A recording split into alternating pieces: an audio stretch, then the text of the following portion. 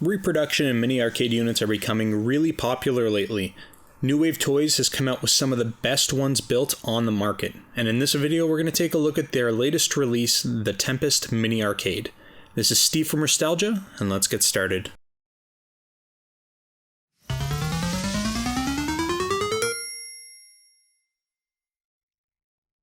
Alright guys, some friends of the channel over at New Wave Toys sent me a demo unit of their latest mini arcade cabinet from their Replicade Amusements lineup for review.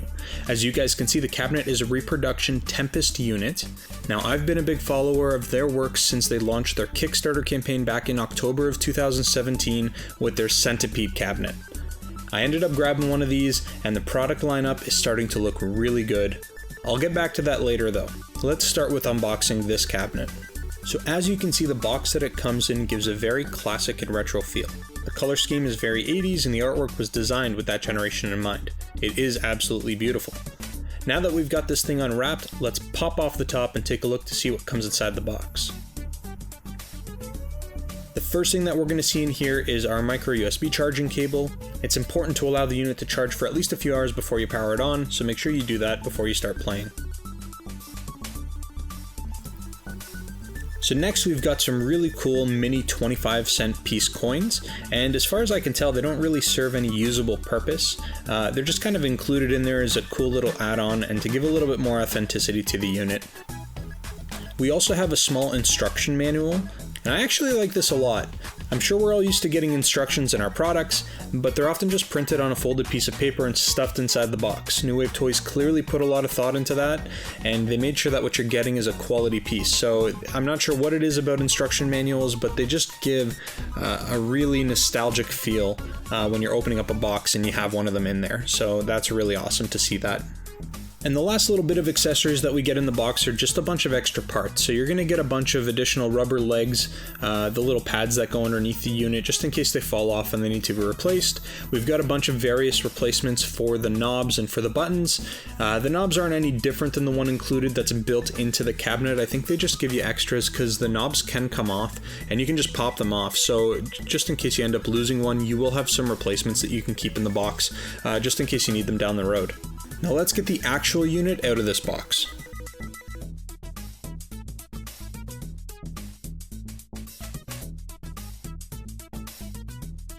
So my initial thoughts on this unit is that I'm incredibly impressed. The unit is made up of mostly wood and metal, and it has a great weight to it. It's not too light, it's not too heavy, it just feels really good in your hands. The artwork is spot on when comparing it to the original cabinet, and they did a really good job with scaling it down. The artwork itself is really well printed. It's very clear, it's not pixelated at all, you can see all the detail perfectly, and the machine looks really sharp. The front and both sides have the same artwork that you would have seen on the original cabinets from the 80s. The side panels look flawless. Because the print quality is done so well, it really makes the cabinet look original. With the correct staging, I have no doubt that you could take a photo of this thing from the sides, and you could probably convince people it's the actual cabinet. A really cool feature that New Wave has put into their units is a metal coin door. It can be opened and it does feature a really small little storage pocket. It isn't very functional and doesn't hold very much. I would have liked to see them make this a bigger pocket so that way you could store the USB cable in here if you were taking the cabinet with you anywhere. But for now, I just plan to keep those little miniature coins in there. If we flip the unit over and we take a look at the back, you can see that we've got a power button and a volume control. I have to say, for the small little unit, the sound on this thing is incredibly loud. When you have it cranked up, it completely fills the room you're in with the sound from the game. I especially appreciate that they've included a volume dial rather than just a couple preset volume options or buttons. This is a great feature that helps depending on the setting that you're in and how loud you can actually have your volume set to enjoy playing the game. Now let's get this thing powered on and check out how it plays.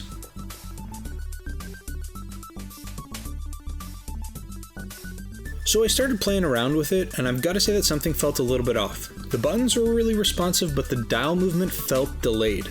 Almost like there was a really big lag, enough that it affected the playability of the cabinet.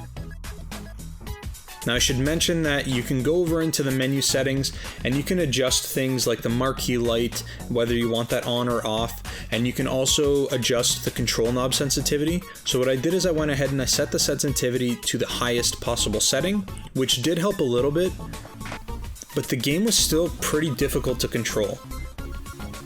I decided to go online to see if maybe it was just a defective unit and if I was the only one having this problem, and I wasn't. There was a lot of people who posted some videos, lots of posts that were going up online in terms of Reddit, and some of the complaints that were going on saying the same thing. People were having trouble because there was some sort of an input lag from the knob into the actual game. And with a game like this, you really need instant response. This hiccup was the only negative I could come up with for the entire cabinet. The screen was beautifully displayed, the cabinet craftsmanship was on point, the cabinet visuals were impressive, but the game controls prevented you from enjoying the game itself, and that was a big problem. Now thankfully, New Wave Toys was already aware of the problem. I have to say these guys really want you to have a great experience.